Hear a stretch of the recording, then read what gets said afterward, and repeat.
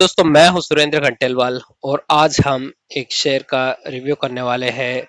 वो है Dixon technologies limited. आज के दिन ये शेयर काफी चर्चा में रहा और इसमें अगर देखें तो बहुत जबरदस्त गिरावट हुई है। तो पहले देख लेते हैं कि क्या हुआ है।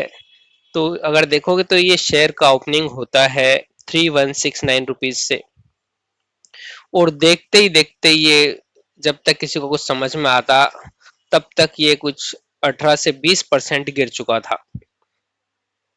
तो अगर देखोगे तो मात्र कुछ 955 को ये 2715 के आसपास आ गया।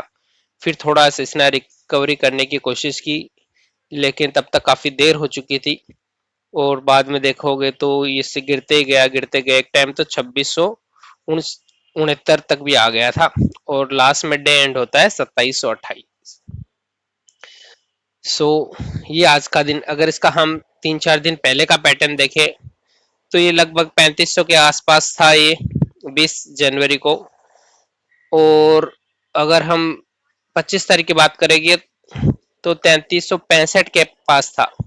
और जैसे ही आज 27 तारीख को मार्केट खुला तो इसमें बहुत जबरदस्त गिरावट हुई है। एक महीने का अगर हम इसका चार्ट पैटर्न देखें तो ये 4000 के आसपास था, और फिर थोड़ी थोड़ी इसमें गिरावट कंटिन्यूसली चल ही रही थी। और 6 महीने का अगर देखें तो ये 3500 के आसपास था। अगर यहाँ पे अगर देखें इसका, तो इसमें इस तरह से ऐसा मोमेंटम पहले भी हुआ था। दिसंबर 2021 में ये 5000 के आसपास था, 5178 के पास। फिर उसमें सडन ऐसी गिरावट हुई 1000 लगभग और 700-800 की। फिर थोड़ा रिकवरी हुआ, फिर से इसमें डाउन हुआ। फिर थोड़ी रिकवरी हुई तो ये 45 के आसपास चला गया था नवंबर में, और आज फिर से इसमें यही गिरावट हुई है। अभी हम देख लेते हैं कि इसका कारण क्या है, ये क्यों हुआ ऐसा। अब अगर हम कुछ कारणों की बात करें तो जो कंपनी का जो रिजल्ट आया है उसकी वजह से इसमें ये सब गिरावट दिखी है। और अगर कंपनी के सेल्स की बात करें तो पिछले साल दिसंबर में कंपनी का जो सेल हुआ था, जो 2089.51 करोड़ का था, और ये जो दिसंबर मंथ का जो सेल हुआ है वो 1532.81 करोड़ का हुआ है। तो अगर ईयर टू ईयर देखें तो 26.64 जो 26.64% डिक्रीज हुआ है सेल्स में। तो ये एक कारण है जिसकी वजह से इसका जो रिजल्ट आया है ये खराब रिजल्ट आया है। और उसका मुख्य कारण है आईटी इंडस्ट्री में जो एक मंदी आ रही है, उसका एक मुख्य कारण है। क्योंकि जो 2000 जब कोरोना के टाइम ये भागा था तो उस टाइम आईटी बूम पे थी। तो मोस्टली जो क्या हो रहा था कि वर्क फ्रॉम होम का ये सब काफी चल रहा था। तो सडनली जो इनके पास जो ऑर्डर आ रहे थे, लैपटॉप्स के ऑर्डर आ रहे थे, वो इतने ज्यादा क्वांटिटी में आ रहे थे कि ओवरऑल द वर्ल्ड अचानक से जितने भी एम्प्लॉयज है सबके लिए क्या लैपटॉप अरेंज करना। नॉर्मली क्या होता है कि एम्प्लॉयज जब अगर ऑफिस में काम करता है तो जो लैपटॉप्स अवेलेबल होते हैं, ये बात कब की कर रहा हूँ मैं, इससे कोविड से पहले की बात है। तो नॉर्मली जो लैपटॉप्स अवेलेबल रहते थे वो मतलब मैनेजर लेवल पे या फिर एकदम उनके लेवल के एम्प्लॉयज को लैपटॉप अवेलेबल करवाते थे, और बाकी सबको क्या रहता है, डेस्कटॉप ही रहता है। लेकिन सिंस कोविड आया तो क्या हुआ कि जितने भी एम्प्लॉयज थे ऑलमोस्ट 99% लोगों को ना लैपटॉप प्रोवाइड किया गया था। तो जो ये जो लैपटॉप के रिक्वायरमेंट, जो इलेक्ट्रॉनिक्स ये जो सामान थे उनके रिक्वायरमेंट का बहुत जबरदस्त इनके पास ये आया, ऑर्डर आया, और जिनकी वजह से इनका सेल्स काफी बढ़ा। और सिंस ये साल का तो कम होने का, क्योंकि वो एक ऐसा रिक्वायरमेंट था कि नॉर्मली कॉमन नहीं था, क्योंकि नॉर्मली इतने रिक्वायरमेंट होती नहीं, लेकिन न्यू हायरिंग काफी हो रही थी। हर कंपनी बम्पर हायरिंग करते जा रही थी, तो हर एक एम्प्लॉयज को लिए जो जो गैजेट्स है, लैपटॉप्स है, वो सब तो ऐसे इन लोगों को बड़े बड़े ऑर्डर, कंपनीज के ऑर्डर मिल रहे थे। ये क्या करती है, ये लैपटॉप बनाते हैं डेल के, asus के, सबके, और बाद में जो ब्रांडिंग का नाम उनको देती है। मतलब ये मैन्युफैक्चर करने का काम ये करते हैं, ये जो मोबाइल कार ये सब चीजें। तो मोबाइल और इन सब का इतना ऑर्डर शायद नहीं रहेगा। मोस्टली जो आईटी की वजह से जो लैपटॉप्स है उनके गैजेट्स ये जो मिल रहे थे उनके ऑर्डर की वजह से ये बूम पे जा रही थी। सिंस ये साल क्या हो रहा है, आईटी अभी दिख रहा है कि रिसेशन आने वाला है, और ये रिसेशन इतना ज्यादा जबरदस्त होने वाला है कि हम अभी से देख रहे हैं कि जो बड़ी बड़ी दिग्गज कंपनियां हैं वर्ल्ड की, जैसे गूगल हो गई है, फेसबुक हो गई है, अमेजोन हो गई, उन्होंने क्या कर दिया है, एक एक दो दो नहीं बल्कि हजारों की संख्या में एम्प्लॉयज को क्या कर रहे हैं, निकाल रहे हैं। तो इनको साफ साफ दिख रहा है कि ये जो आगे एक साल है वो सेल्स ग्रो होने वाला नहीं है। और जो नॉर्मली क्या हो गया है कि बेंचमार्क पिछले साल से कंपेयर कर रहे हैं कि पिछले साल तो इतना बूम पे था कि इसकी वजह से ये हमें लग रहा है कि 25% ये डाउन हो गया, लेकिन वो पिछले साल परसेंट अगर पिछले साल का अगर हम देखेंगे तो वो नॉर्मल नहीं था। नॉर्मल ऐसे रिक्वायरमेंट आती नहीं है, लेकिन वो टाइम ही ऐसा था कि सबको ऐसा लग रहा था कि भाई ये पता नहीं कितना लंबा समय चलेगा, कोविड का शायद ऐसे ही चलता रहेगा। लेकिन इस वजह से इनका जो सेल्स बढ़ गया, और ये साल इतना रहा नहीं नॉर्मल, अभी सब चीजें ऑलमोस्ट सब जगह नॉर्मल हो गई है, तो उतना ऑर्डर ये साल नहीं मिला। और प्रोबेबली ये साल तो दिख भी नहीं रहा है कि ऐसा, क्योंकि एम्प्लॉयज का ही जो ले ऑफ इतना हो रहा है, और एक डेढ़ साल अगले आगे आने वाली एक डेढ़ साल तो आईटी इंडस्ट्री के लिए बहुत ही कठिन होने वाली है। ये जो 2023 और जो स्टार्टिंग कह सकते हैं 2024 का, तो डेढ़ साल तो आईटी इंडस्ट्री के लिए बहुत जबरदस्त खतरनाक होने वाली है। तो इसके वजह से ये कंपनी बहुत ज़्यादा इम्पैक्ट हो रही है। कंपनी अच्छी है नो डाउट, इसका बिजनेस भी अच्छा है, लेकिन सिंस जो कारण बताया है कि आईटी की वजह से ये बूम पे आई थी, और वही इसका जो आज जो डिक्री इसका गिरने का कारण बनी है। दिख रहा है कि आगे आने वाले टाइम पे मंदी आने वाली है, इसकी वजह से ये सारा हो रहा है। तो अब बात आती है कि क्या हमें करना चाहिए एज ए इन्वेस्टर, हमें क्या करना चाहिए। कारण हमने देख लिया क्यों हो रहा है, अब कुछ और चीजें देख लेते हैं। मार्केट कैप है इसका 16,207 करोड़ का, current price 2722, highest 4830, P value है 68.3, बुक वैल्यू है 187, डिविडेंड यील्ड है 0.07, आरओसी है 22.5, आरओई है 21.9 और फेस वैल्यू है 2।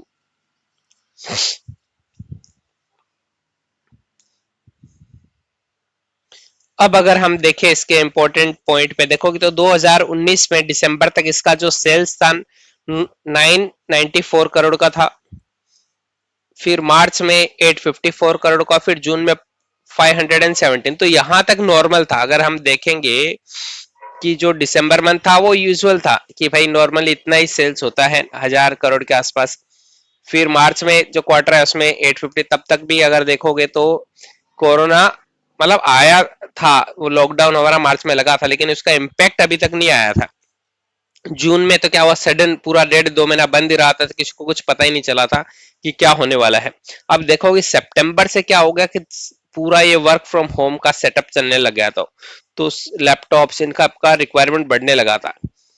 यही आप देखो दिसंबर 20 में 2100 हो गया, फिर वापस से मार्च में 2100, 1800, 2800, 3000 करोड़ तक चला गया था, फिर मार्च में 2900, 2800, इस तरह से ये सेल्स बढ़ा।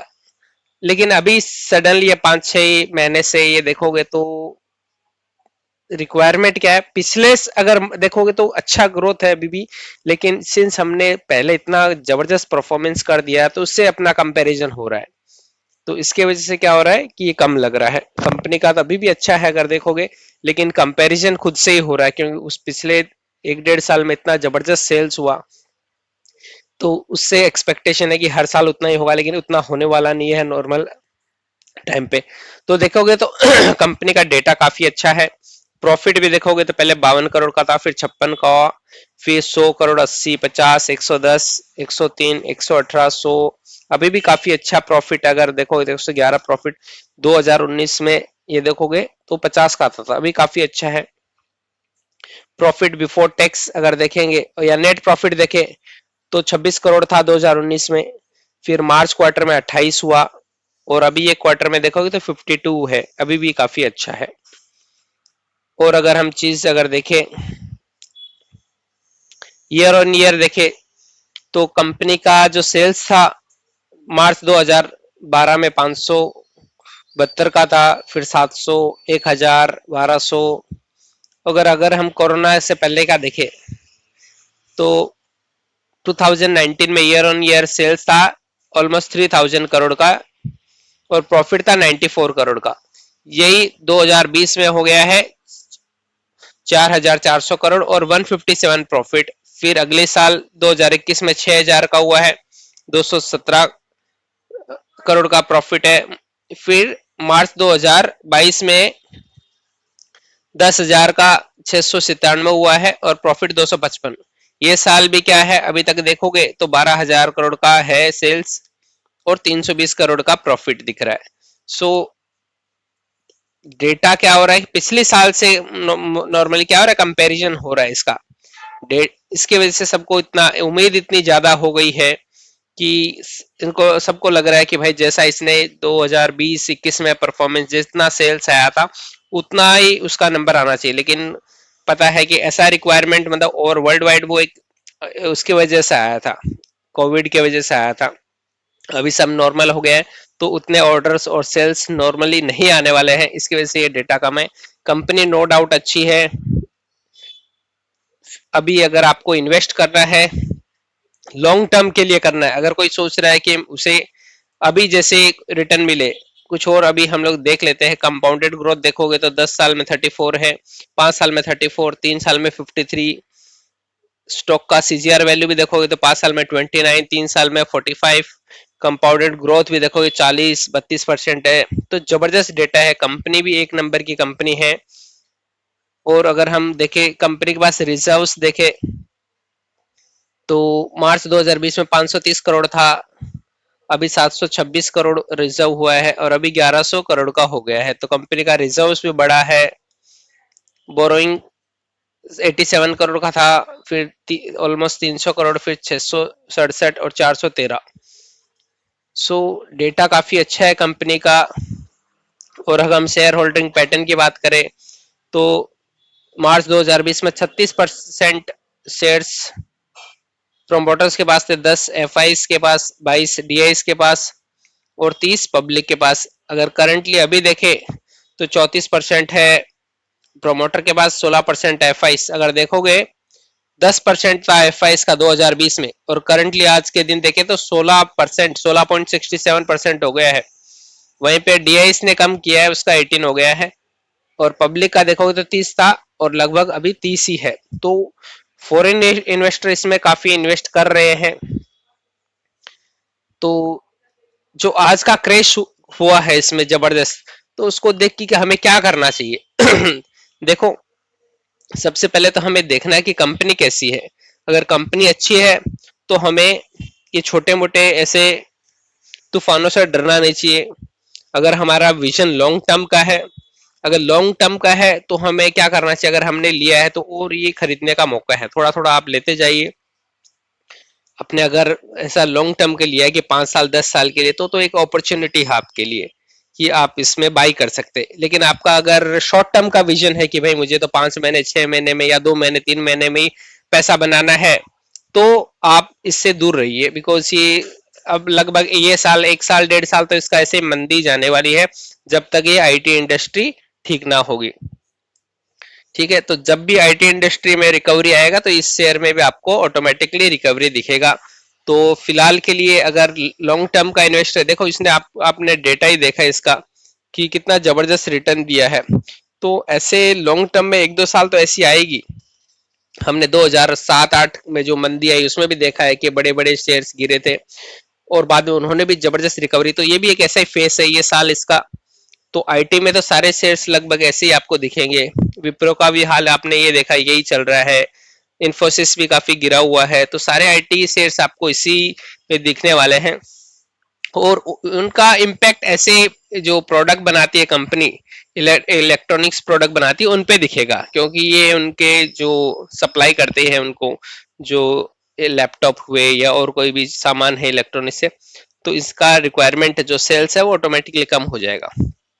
तो जैसे उनमें आईटी इंडस्ट्री में बूम आएगा और तो ये भी तो और कोई भी चीज जैसे परमानेंटली डाउन तो कुछ भी नहीं होता है, ये उतार चढ़ाव तो आते रहते हैं। तो आपको जस्ट पेशेंस रखना है। अगर आपको ये अगर लॉन्ग टर्म इसमें विजन देखते हो, कंपनी कहीं नहीं जाने वाली है, कंपनी का वो आपको टेंशन नहीं लेना है कि कंपनी बंद हो जाएगी, ऐसा ऐसा कुछ नहीं होगा। जस्ट ये मार्केट का जो ओवरऑल वर्ल्ड जो मंदी आई है उसका एक इम्पैक्ट दिख रहा है, तो वो चीज को आपको ध्यान में रखना है। तो अगर जो पहले से इन्वेस्टेड है उनके लिए कि बात मान सकते हैं कि भाई कोई ज्यादा टेंशन लेने वाली जरूरत नहीं, हो सकता है कि आज उनका पोर्टफोलियो बहुत जबरदस्त इम्पैक्ट हुआ होगा इस गिरावट की वजह से, और थोड़ा ऐसा लगा भी होगा कि कहीं हमने गलत जगह तो इन्वेस्ट नहीं कर दिया। तो गलत जगह इन्वेस्ट नहीं किया है आपने, बस मात्र है, तो आपको धैर्य दिखाने की जरूरत है। और अगर आप हो सकता है तो आप थोड़ा एवरेज कर सकते हैं, या टाइम आप एवरेज करने का है अगर आपका विजन लॉन्ग टर्म का है। अगर शॉर्ट टर्म का है तो भी आप, मेरे हिसाब से तो अभी तो बिल्कुल इसमें वो एग्जिट ना करिए, बिकॉज आप अभी एग्जिट करोगे तो लॉस में ही होगा। तो आप कुछ अगर कुछ नहीं करना चाहते, जहां पे है वहीं पे रहने दीजिए, और आगे 2 5 6 महीने में भी आपको मौका मिलेगा इसमें करने का। अभी आपके पास अगर अमाउंट नहीं है पैसा, तो धीरे धीरे इसमें आप कर सकते हो, ये साल आपको काफी टाइम मिलेगा और एवरेज कर सकते हो। और श्योरली ये 1 1.5 साल बाद में, अभी जो आपने जो ये टाइम देखा है उस ये आपको अच्छा भी टाइम दिखाएगा, बिकॉज पिछले अगर देखा होगा जिन्होंने इसने लास्ट ईयर जिसने इसमें इन्वेस्ट किया था उनको पता ही है कि इसने कैसा रिटर्न दिया था। मात्र शेयर ये 2 3 हजार रुपए का था लॉकडाउन से पहले, और ये बाद में 20 20 हजार के आसपास चला गया था। तो इसका क्या पोटेंशियल है वो तो सबको पता है। सो उतना तो नहीं होगा फ्यूचर में, लेकिन हाँ अच्छा रिटर्न देने की इसमें अभी भी कैपेबिलिटी है। सो होप आपको ये जानकारी अच्छी लगी होगी। ऐसी जानकारी के लिए आप हमारे चैनल से जुड़े रहिए। धन्यवाद।